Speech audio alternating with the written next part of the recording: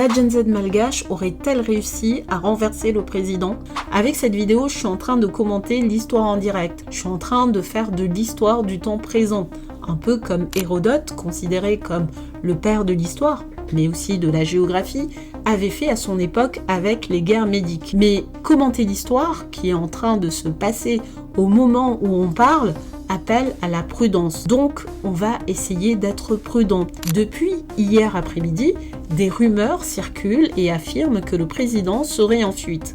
D'autres disent qu'il a quitté la capitale pour une ville de province plus calme afin d'organiser depuis là-bas son départ du pays. Son avion personnel aurait été aperçu à Majinga, une ville qui se trouve à 500 km au nord-ouest de la capitale, Antananarivo. Il y a aussi des rumeurs qui disent qu'il atterrirait à Mayotte, et on m'a fait parvenir une capture d'écran qui montre son avion en train d'atterrir à Maurice. Mais pour l'instant, aucune source fiable, ni malgache, ni internationale, n'a confirmé ces informations. La présidence malgache affirme que Rajoelina est toujours sur le territoire.